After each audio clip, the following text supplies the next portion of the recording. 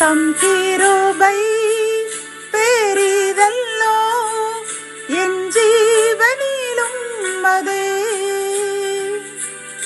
இம்மட்டும் காத்ததுவே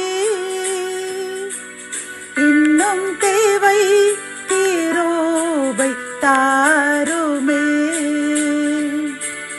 இன்னும் தேவை கிருபை தாருமே. கர்த்தரும் இரட்சகருமாகிய இயேசு கிறிஸ்துவின் ஈடு இணையற்ற நாமத்தில் சேனைகளின் கர்த்தர் ஊழியத்தின் மூலம் 18/4/2025 இந்த நாள் உங்களுக்கும் உங்கள் சந்ததிகளுக்கும் சந்தோஷத்தின் நாளாக அமையப் போகிறது என்று மனதார வாழ்த்துகின்றேன். இன்று நாம் அறியவிருக்கும் கிருபையின் வார்த்தைகள் அப்போஸ்தலர் 16ஆம் அதிகாரம் 31ஆம் வசனம். கர்த்தராகிய இயேசு கிறிஸ்துவை விசுவாசி, அப்பொழுது நீயும் உன் வீட்டாரும் இரட்சிக்கப்படுவீர்கள். கத்தோலிக்க வேதாகமம் இவ்வாறு கூறுகின்றது. ஆண்டவராகிய இயேசுவின் மேல் நம்பிக்கை கொள்ளும், அப்பொழுது நீரும் உம் வீட்டாரும் மீட்படைவீர்கள் என்கின்றது. பிரியமானவர்களே, இன்று நாம் லென்த் என்னும் கிருபையின் நாட்களில் பெரிய வெள்ளி, அதாவது கர்த்தராகிய இயேசு கிறிஸ்து நம்முடைய பாவங்களுக்காக, நம்முடைய அக்கிரமங்களுக்காக, நம்மை மீட்டெடுப்பதற்காக தன்னுடைய கடைசி சொட்டு இரத்தத்தையும் தண்ணீரையும் பூமியில் சிந்தி நம்மை மீட்டெடுத்த ஒரு மறக்க முடியாத ஒரு நாள்.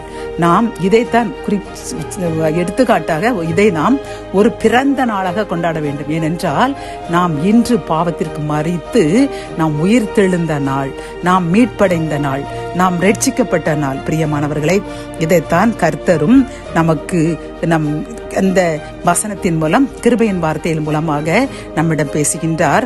கர்த்தராகிய இயேசு கிறிஸ்துவை விசுவாசி, அப்பொழுது நீயும் உன் வீட்டாரும் ரட்சிக்கப்படுவீர்கள் என்று வாக்குரைக்கின்றார். நாம் அவரை விசுவாசிக்க வேண்டும். அவருடைய சரீரம் நமக்காக, நம்முடைய பாவங்களுக்காக அடிக்கப்பட்டது, நொறுக்கப்பட்டது, பீக்கப்பட்டது. அவருடைய கடைசி சொட்டு இரத்தமும் நம்மை மீட்பதற்காக பூமியில் சிந்தப்பட்டது. பிரியமானவர்களே, அதனால் தான் நாம் இன்று ரட்சிக்கப்பட்டு ஒரு சமாதானத்தின் வாழ்க்கை வாழ்கின்றோம். கோடி கோடியாக பணம் இருந்தும் சமாதானம் இல்லாமல் ஓடி அலைகின்ற மனிதர்கள் பலர். ஆனால் அப்படியல்ல, கர்த்தர் நம்மை சமாதானம் தந்து நம்மை எடுத்திருக்கின்றார். ஆகவே நாம் இந்த நாளில் கர்த்தராகிய இயேசு கிறிஸ்துவை முழு மனதோடு விசுவாசிப்போம். கர்த்தராகிய இயேசு கிறிஸ்துவை விசுவாசித்து முழு இதயத்தோடு நம்பி, முழு இதயத்தோடு அவருடைய கற்பனைகளையும் கட்டளைகளையும் கீழ்ப்படிவோம். கர்த்தருடைய ஆசீர்வாதங்களை அளவில்லாமல் பெற்று ரட்சிப்பின் சந்தோஷத்தை என்றென்றைக்கும் பெற்று வாழ்வோம். ஜெபம். என் அன்பு தகப்பனே, இந்த கிருபையின் வார்த்தைகள் மூலமாக நீர் எங்களுடைய அக்கிரமங்கள், பாவங்கள் மீட்டெடுக்க நீர் கடைசி சொட்டு இரத்தத்தையும் தண்ணீரையும் சிந்தினீர்.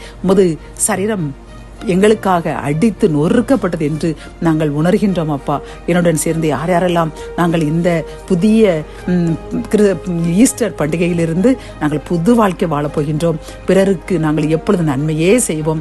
இறைவனுடைய இயேசுனுடைய சரீரம் எனக்காக, எனது சந்ததிக்காக நொறுக்கப்பட்டது, பிக்கப்பட்டது, அவர் இரத்தத்தை சிந்தி எங்களை மீட்டெடுத்தார் என்று உண்மையிலேயே மனம் திரும்ப ஆயத்தமா இருக்கின்ற எங்களுக்காக ஜெபிக்கின்றோம்.